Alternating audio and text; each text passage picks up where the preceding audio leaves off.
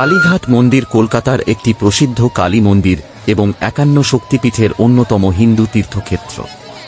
এই তীর্থের পীঠদেবী দক্ষিণাকালী এবং ভৈরব বা পীঠরক্ষক দেবতা নকুলেশ্বর রূপে পূজিত হন। পুরাণ মতে এ স্থান বারাণসী তুল্য। কবি ভরতচন্দ্রের লেখাতে পাওয়া যায়। কালীঘাট কালী মন্দিরের কোষ্ঠী পাথরের কালী মূর্তিটি অভিনব রীতিতে নির্মিত। মায়ের মাথা সোনার মুকুটে শোভিত। রয়েছে সোনার তৈরি লম্বা জিভ, যেটি গড়িয়ে দিয়েছিলেন পাইকপাড়ার রাজা ইন্দ্রচন্দ্র সিংহ। তোকেই শুধু চাই না মানিক ধন, থাক মা কিছুক্ষণ, ও থাক মা কিছুক্ষণ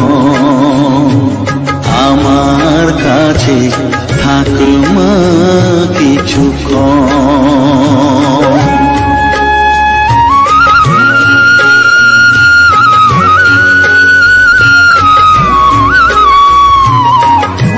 বিখ্যাত মন্দির তথা কালীঘাট মন্দিরের দেবী নিবেদিত কালী কালীঘাট অবস্থিত।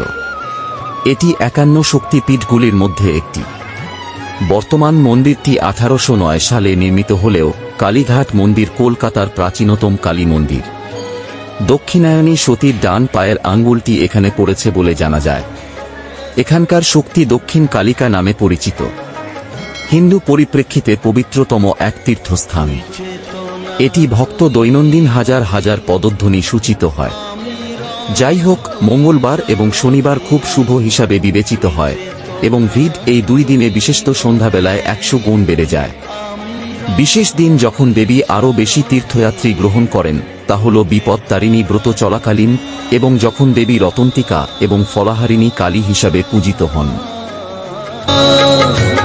তোকে ছাড়া বুঝি না মা, তাই দিয়েছি মন, থাক মা কিছুক্ষণ, ও থাক মা কিছুক্ষণ আমার কাছে, থাক মা কিছুক্ষণ।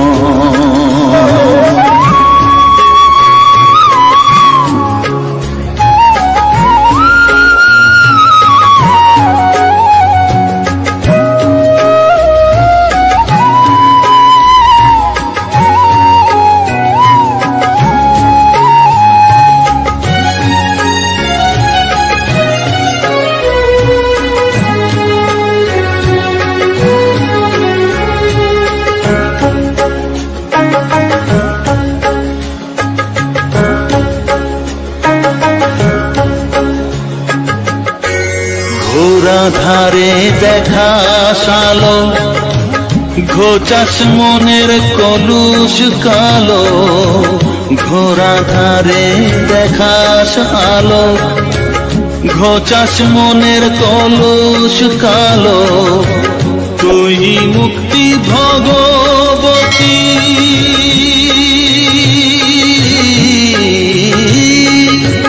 তুই মুক্তি ভগবতী, তুই জাগর, থাক মা কিছুক্ষণ, ও থাক মা কিছুক্ষণ আমার কাছে, থাক মা কিছুক্ষণ।